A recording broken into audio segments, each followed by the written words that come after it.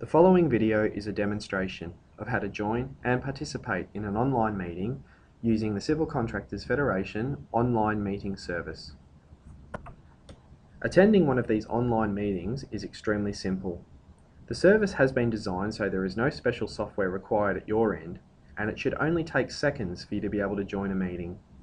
There are only three things that you will need, and these are a reasonably fast and stable internet connection, audio capabilities and speakers that work, and access to your own email account.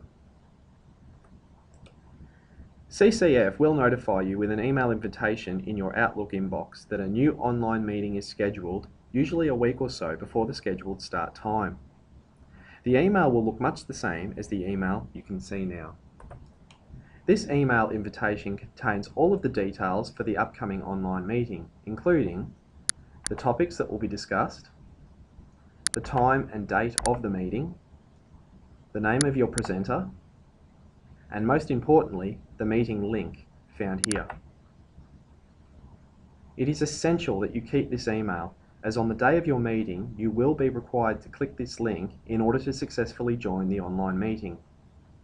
Another handy tip is to also save the time and date of the meeting in your Outlook calendar as a friendly reminder. On the day of your online meeting, open your email invitation and click the meeting link at the scheduled start time.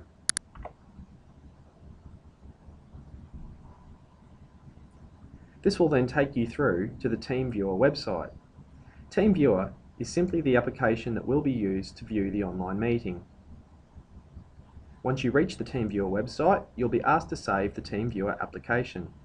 Click Save File, and once it has saved to your computer, click Open and Run. This will then automatically take you through to the online meeting where your meeting presenter will be there to greet you. You'll see this when it says Connecting to Meeting here. Another handy tip is to also try and join the meeting at least 5 minutes before the scheduled start time. The reason for this is to ensure there are no problems at your end, but also that you are ready to go once the meeting has commenced. You have now successfully joined the online meeting, and you should be able to see your presenter's screen up on your own computer screen.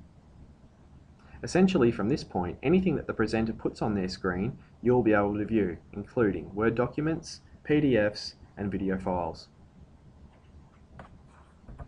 You'll also be able to see the meeting panel to the right of screen here. If your meeting panel is minimized, simply click on the arrow that says Show Panel, and you will be able to see it.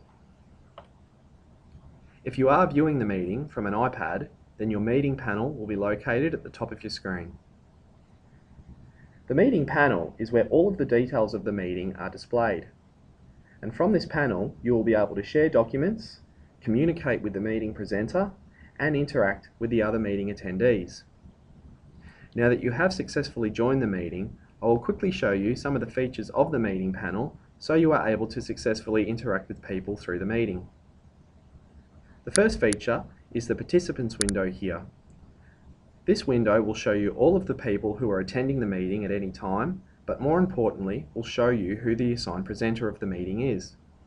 The presenter is essentially the person who is controlling the meeting and whose screen is being viewed by the other attendees.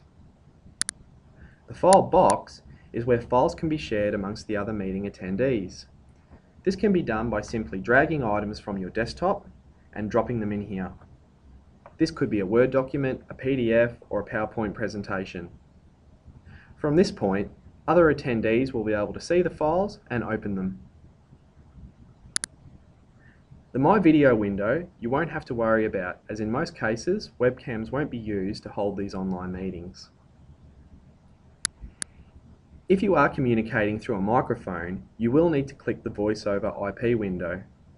You can mute and unmute your own microphone by clicking here, and you will also have to make sure the speakers are fully turned up so people can hear you. The whiteboard feature is useful if you are trying to point certain things out on your screen or direct people to a part of a document.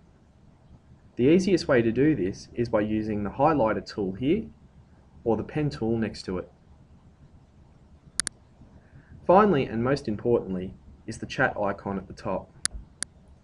For larger meetings of 5 or more people, the meeting presenter will generally switch everybody's microphones to mute. The reason for this is to avoid any background noise coming through, but also to stop people from speaking over one another. Therefore, if there are any questions during the meeting that come up and you would like to ask them, you need to type your question in the chat box down the bottom. If the meeting presenter is presenting on something and you have a question, just type it in here. And the meeting presenter will see the question come up and address it at an appropriate time. And that's it. It really is that simple. You are now ready to sit back and take part in your online meeting. Thank you for taking the time to watch this short presentation on the new CCF Online Meeting Service. If you do have any questions about the service or would like to know when the next meeting is scheduled, please don't hesitate to contact CCF Victoria on the details listed here. We hope to see you at the next CCF Online meeting for members. Thank you.